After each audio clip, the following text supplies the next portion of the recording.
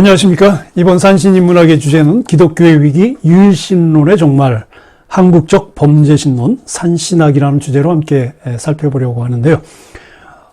현대 기독교의 뿌리를 살펴보면 예수가 태어난 나라인 이제 이스라엘에서 시작된 유대교의 뿌리를 두고 있죠.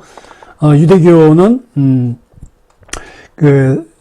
하셴, 유대교의 이제 그 민족신이죠. 유대교에서 섬기는 유일신, 민족신은 이제 하셴이라고 하는데 의미는 이제 히브리어로 그 이름이라는 뜻입니다. 근데 통상 히브리어는 이제 모음을 표기하지 않기 때문에 읽을 때 우리가 보통 이제 야훼, 그러니까 하느님이라고 번역되는 이제 야훼 또는 여호와라고 이제 추정을 해서 있습니다. 뭐 이스라엘은 다 알다시피 이제 세계적인 고등 종교인 기독교가 시작된 나라이고, 그리고 전통적으로 이제 유일신을 숭배한 나라였죠. 그리고 이제 경전을 보면 이제 모세오경인 토라, 모세오경은 이제 구약성경 앞부분에 나와 있죠. 창세기, 출애굽기, 레위기, 민수기, 신명기까지 5개의 경전을 합한 모세오경인 이제 토라와 그리고 타나크를 포함한 이제 25권의 경전을 가지고 있습니다. 이 타나크는 이제 히브리 성경하고 구약 성경을 합한 이제 25권의 그 책으로 이제 이루어지고 있고, 이제 이것이 하나의 이제 정경으로 이제 유대교에서 보고 있습니다. 또 이제 여기 말고 또 탈무드도 있죠. 그런 이제 구전되어져서 내려온 율법인 이런 토라와 맞먹는 그런 성격을 가진 탈무드와 같은 책도 이제 경전으로 취급을 받고 있습니다. 그런데 이 유대교가 기독교와 확연하게 구분되는 것은 자신들의 이제 동족인 예수를 메시아 또는 이제 구세주로 인정하지 않는 거죠. 이스라엘의 유대인들은, 유대교는 이제 예수를 메시아로 인정하지 않고 그 예수를 따르는 기독교인들만 예수를 메시아로 보고 있기 때문에, 그래서 기독교 경전 중에서 예수와 관련된 신약 성경은 이제 인정하지 않죠. 이렇게 이제 기독교하고 유대교가 다른 점이 많이 있긴 하지만 그래도 공통적인 것은 이제 구약 성경을 같은 경전으로 쓰고 있다는 거죠. 물론 이제 개신교와 가톨릭 그리고 정교회가 조금씩 다르긴 합니다만은 이제 구약 성경을 경전으로 쓰고 있고, 그리고 야훼라고 하는 이스라엘의 민족신을 그 온 인류의 창조주라고 믿고 유일신으로 믿는다는 거죠. 그래서 예수가 죽고 나서 이제 지금 2000년이 흘렀는데 2000년이 지금 흐른 지금 기독교는 상당한 위기를 맞고 있습니다. 그 위기는 무엇으로 나타나느냐? 이제 신자들이 급감을 하고 있다는 거죠. 일단 양적으로 기독교 신자들이 많이 줄어들고 있고, 또 이제 교회도 많이 줄어들고 있습니다. 특히 이제 유럽에서 보면 이제 일요일 날 교회 예배라든지 아니면 성당의 미사에 보면 거의 사람들이 참석하지 않아요. 제가 독일에서 공부할 때도 제가 독일 교회를 유학 초창기에는 독일 교회를 나갔었는데 거의 연세 드신 분만 계시고 거의 뭐 텅텅 비어 있고, 그냥 교회나 성당은 관광 장소로만 그냥 이명세를 떨치고 있습니다. 이런 가시적인 기독교의 위기 현상이 결국 기독교의 위기라고 이제 볼 수 있는데, 그 위기는 이런 양적인 문제, 양적으로 나타나는 가시적인 것뿐만 말고 이 종교적으로 볼 때 기독교가 신학적으로 주장해온 그 유일신론, 그 신론에서 가장 중요한 이 유일신론의 위기다. 그리고 또 나아가서는 이제 유일신론의 종말이라고 이제 볼 수 있는 거죠. 종교학적으로 보면 이제 신관이 굉장히 중요하죠. 종교학적으로 이제 그 종교가 가지고 있는 신관 또는 이제 신론에 대해서 각기 종교마다 이제 고유의 이제 이론을 가지고 있긴 한데, 뭐 간단하게 말한다면 신관이라는 거는 신존재 증명, 그러니까 신이 살아있다는 것, 신이 존재한다는 것에 대한 확신, 그리고 그 신의 존재에 대한 증명, 물론 이제 물리적으로 증명할 수는 없지만, 즉 신이 살아있다고 하는 걸 증명하는 것과 이 살아있는 신에 대해서 그 신을 인식하는 주체인 인간이 신을 어떻게 받아들이느냐, 또 어떻게 생각하느냐, 또 어떻게 믿느냐라고 하는 이 신인식 체험, 이 신인식 체험이 굉장히 중요한 내용을 갖게 됩니다. 그러니까 하나의 종교 교리 체계를 구성하게 되는 가장 핵심적인 것은 바로 이 신관입니다. 그러니까 결국 이제 기독교의 입장에서 볼 때 기독교인이 된다라고 하는 것, 기독교 신자가 된다라고 하는 것은 야훼, 이스라엘의 민족신인 야훼를 유일신으로 믿는 거죠. 유일신으로 신앙하는 것을 내가 받아들인다라고 하는 이제 그런 어떤 소속 기독교의 멤버가 되는 거거든요. 근데 지금 이제 기독교의 위기인 아까서 말씀드린 이 양적인 그 신자 수의 감소라든지 교회 수의 감소는 그 야훼를 유일신이라고 믿는 사람들이 적어지고 있다라고 하는 걸 반증하는 거거든요. 그래서 이제 이런 이제 위기 속에서 이제 고등 종교라고 하는 뭐 기독교 또 이슬람교도 유태교에서 나온 종교죠. 그리고 또 유니테리안 같이 이런 종교들이 가지고 있는 이제 공통적인 신관이 이제 유일신관인데 이 유일신관이 깨져가고 있다는 거죠. 그리고 이제 이런 유일신관의 몰라? 그리고 현대 기독교의 어떤 위기를 극복하기 위한 방법으로서 기독교 안에서 이 다양한 신관이 이제 등장하기 시작을 했습니다. 특히 이제 기독교 신학이 굉장히 강한 독일과 같은 나라에서는 예수를 전통적으로 예수를 신으로 봐왔거든요. 신이자 인간으로 봐왔는데 예수를 신으로 인정하지 않는 그 불트만 같은 신학자들은 이제 역사적 예수라고 하는 굉장히 급진적인 그 신학 이론을 주장을 했죠. 그리고 이제 한국 같은 경우에서 보면 민중신학이라고 하는 이제 새로운 신학담론이 나왔습니다. 이게 민중신학은 민중이라는 개념은 이제 정치적으로, 경제적으로, 뭐 사회적으로 억압받는 소외계층을 이제 의미하는 이제 사회과학 용어인데요. 이 민중신학은 전통적인 기독교 신학 그 변증론과는 조금 다른 맥락에서 출발하는데 전통적인 기독교 변증론은 이 유신론, 그러니까 초월적인 신의 존재, 그리고 인격적 신의 존재를 믿는 데서부터 출발하는데 이 민중신학은 그런 초월적이고 인격적 신이 아니라 우리 사회에서 살아가는 억압받고 소외된 그런 어떤 사회적 존재들, 즉 민중이라고 하는 레퍼런스, 그러니까 민중 전거에서 출발하기 때문에 전통적 기독교에서 말하는 뭐 신존재라든지 또는 뭐 신인식과 같은 이런 어떤 신관들이 그렇게 중요하지 않아요. 한국에서 민중신학이 나온 것이 이제 1970년대니까 한 50년 정도 됐죠. 근데 이런 어떤, 그 민중신학, 이 민중신학은 이제 가톨릭 그 천주교의 급진신학인 해방신학에서 나온 한국적 토착화 신학이거든요. 근데 독일의 이런 어떤, 그 역사적 예수론이라든지 한국의 민중신학과 같은 이런 급진적 신학은 결국 이 세계적인 현상, 특히 이제 서구에서 서구 근대의 어떤 그 성찰, 그래서 이제 모더니티, 근대성에 대한 회의가 나타나면서 등장한 이 포스트 모더니즘의 결과로 나온 거거든요. 그래서 유일신 종교, 절대 종교, 왜냐하면 이제 포스트 모더니즘 자체가 절대성은 깨진다라고 하는 전제에서 출발하거든요. 그 포스트 모더니즘, 이 탈근대의 철학적 출발은 절대는 존재하지 않는다는 거예요. 그러니까 절대성이 깨진 시대가 바로 이제 탈근대 시대인데 이 절대성을 강조하는 유일신 종교인 기독교가 무너질 수밖에 없는 거죠. 그러면서 이제 유일신 종교인 기독교에 대해서 회의를 갖게 되면서 역사적 예수라든지 또는 이제 같은 이제 급진 신학인 이제 민중 신학도 여기에 영향을 받아서 나오게 된 것이죠. 근데 이 기독교가 가지고 있는 이 종교적인 독단은 사실 이 유일신론에서 시작이 되거든요. 그러니까 오직 유일신이라는 게 오직 하나라는 거잖아요. 오직 하나인 신을 가진 종교만이 최고다. 그러니까 다른 종교에 대해서는 배타적일 수밖에 없죠. 그러니까 이게 결국 어떤 사고를 낳게 되냐면 나는 옳고 너는 틀리다.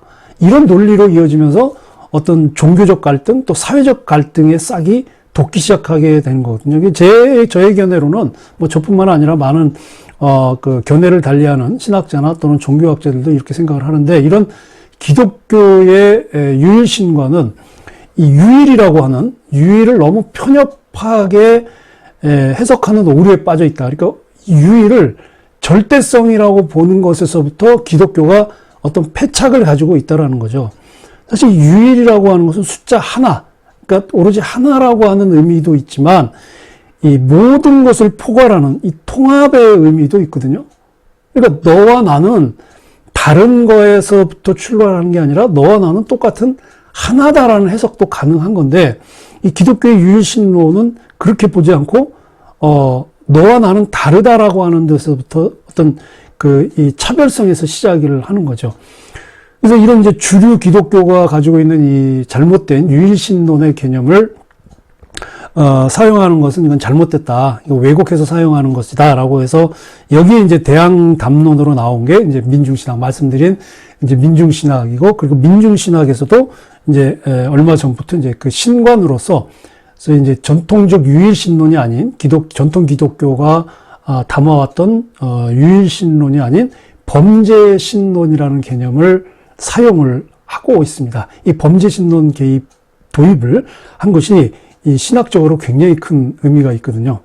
철학적으로도 그렇고 신학적으로도 그렇고 이제 범신론이나 범죄신론, 뭐 유신론 여러 가지 그 신에 관한 이제 철학적 용어들이 있는데 여기서 이제 범신론 말고 이제 범죄신론이라는 용어가 나오게 됐죠. 범죄신론이라는 용어가 나오게 된 것은 20세기에 미국의 그 과정 철학자인 알프레드 노스 화이트헤드의 그 이론에서부터 출발을 합니다. 그 화이트헤드의 과정 철학을 기반으로 해서 만들어진 이제 신관이 이제 범죄신론이고, 그리고 이 화이트헤드의 신관이 이제 범죄신론이라고 하는 그 후대의 학자들의 해석에 따라서 범죄신론이라는 용어가 나왔는데, 근데 이 용어를 살펴보면 이 범신론은 쉽게 말하면 이제 모든 것이 신이라는 거죠. 그러니까 뭐 우주, 인간이 살고 있는 우주, 그리고 이 물질 세계, 이런 게 모든 것을 다 신이라고 보는 거예요. 특별히 인격적인 신이 따로 존재하는 게 아니라 그냥 이 우주 세계에 존재하는 모든 것이 신이다.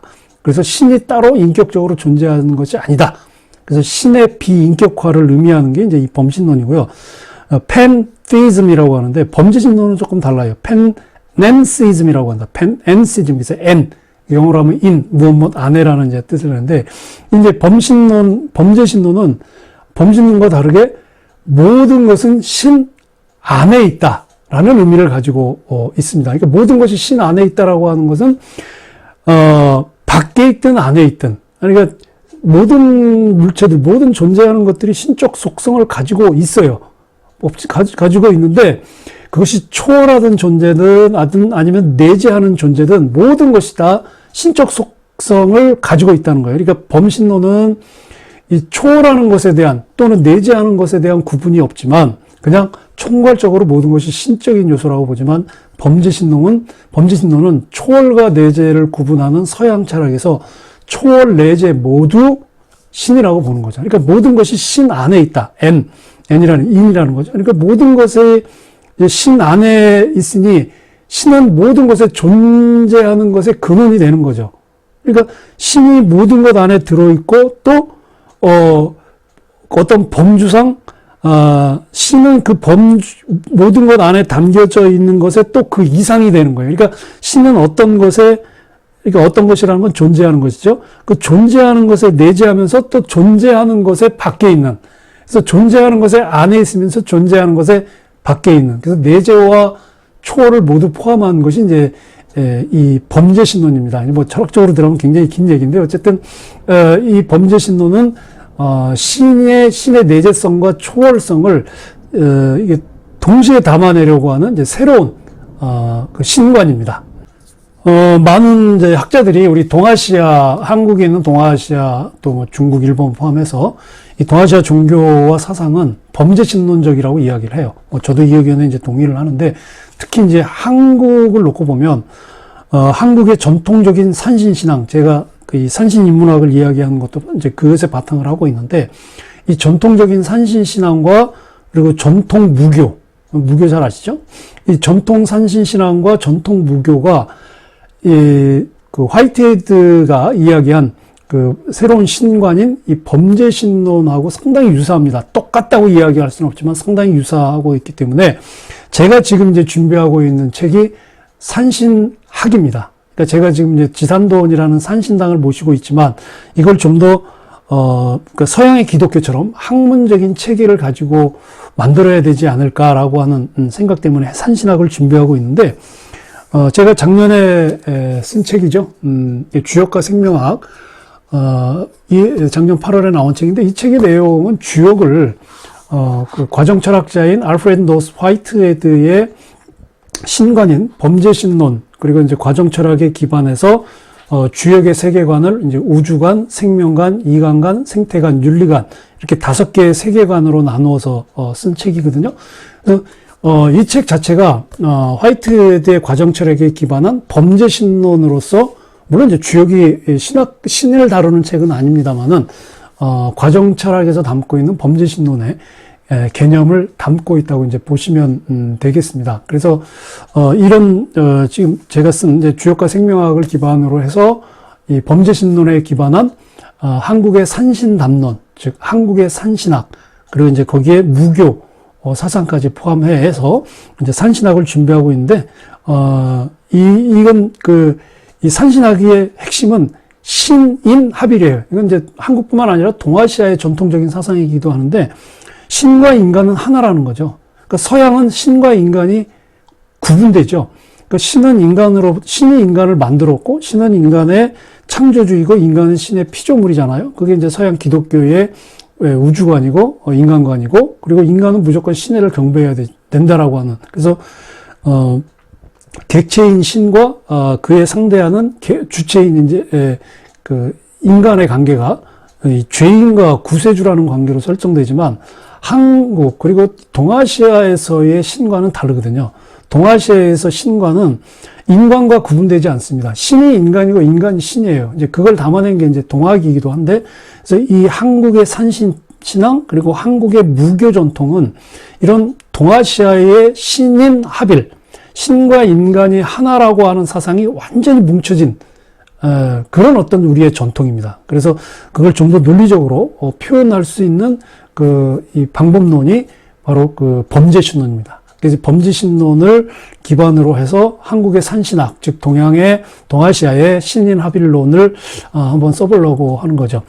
서양에서는 지금 기독교가 몰락하면서 동양 종교에 굉장히 많은 관심을 가지고 있거든요. 특히 이제 도교라든지 불교에 굉장히 많은 관심을 가지고 있고 심취해 있는데, 그럴 수밖에 없는 게 서양 철학이 20세기 들어오면서 이제 포스트 모던, 소위 이제 탈근대라는 이론을 통해서 서양인들의 의식 구조가 바뀌기 시작한 거예요. 그러니까 기독교가 지배해왔던 근대 이후의 사상이 깨지기 시작한 거거든요. 절대성이 깨지기 시작하면서 절대 유일무의, 절대 유일신론을 이야기한 기독교의 유일신간이 깨져버린 신간인 거예요. 그러다 보니까 동양의 신관, 그러니까 범죄신론적 기반을 가지고 있는 동양의 신관이나 동아시아의 신인식을 서양인들이 쉽게 이해할 수 있는 그런 어떤 사고 구조를 만들 수 있게 되고, 그런 어떤 이 사고 형성의 밑바탕을 이제 형성하게 된 거죠.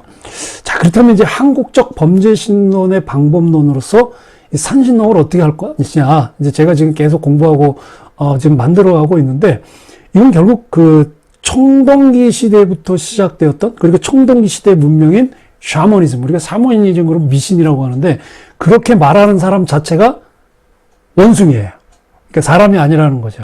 샤머니즘이 미신이라 이야기하고, 한국의 무교, 한국의 산신신앙을 미신이라고 이야기하는 사람 자체가 이미 동물이라는 거죠. 인간의 사고를 갖고 있는 건 아니라는 거죠. 그래서 한국의 샤머니즘 자체가 이제 기원으로 보면 시베리아를 기원으로 하잖아요. 시베리아 샤머니즘에서 시작을 했다고 하지만, 실제 지금 우리 한국이 가지고 있는 전통적인 샤머니즘은 시베리아 샤머니즘과는 조금 달라요. 그래서 우리는 그걸 이제 무교라고 하는 민간 신앙 형태로 이렇게 쭉 이어져 오고 있습니다. 근데 이제 무교가 이제 제도 종교로서는 이제 인정받지 못하죠. 왜냐하면 이제 무교의 사제 역할을 하는 이제 무당들이 어떤 사회적인 역할들을 제대로 못해서 그런 것들이 굉장히 많거든요. 그리고 무당이 된다 그러면 막 굉장히 사회적으로 낙인을 받고 하는 이제 이런 것들이 결국 한국의 중요한 전통인 이 무교가 사회적 인정을 받지 못하는 부분에서 오는 결과이긴 하지만, 사실 이 한국의 샤머니즘은 한국에 전래던 모든 외래 종교에 다 들어가 있어요. 불교, 가톨릭, 기독교, 그리고 그 외에 다른 종교에 한국의 샤머니즘 다 들어 있습니다. 특히 개신교 같은 경우 60년대, 70년대 한창 기독교가 부흥을 하면서 성장을 하면서 다 산에다가 큰 교회들은 기도원 졌어요. 그 산속에 기도원 짓는 게 뭡니까? 산신당이에요.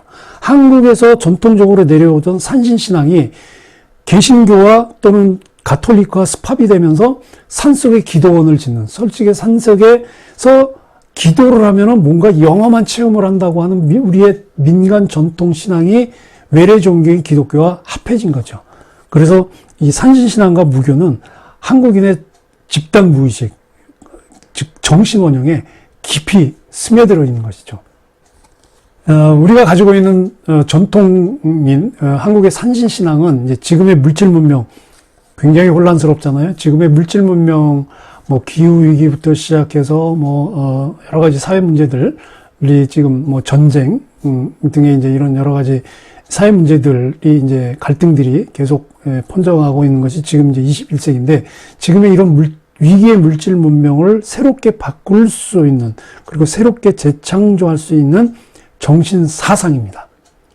단 이제 전제 조건이 있다면, 청동기 시대의 문명으로서가 아니라 21세기 문명이라고 하는 이 시대적 조건에 맞게 재해석할 때 한국의 산신신앙 그리고 무교는 지금의 잘못된 왜곡된 이 갈등의 물질 문명을 새롭게 만들어낼 수 있는 그런 어떤 정신적인 힘이 됩니다. 그러니까 이런 과제를 풀려면 한국의 산신학과 그리고 샤머니즘으로서 그 종교적 기능을 수행해온 이 무교도 어떤 새로운 사회적 역할을 수행을 해야 되겠죠.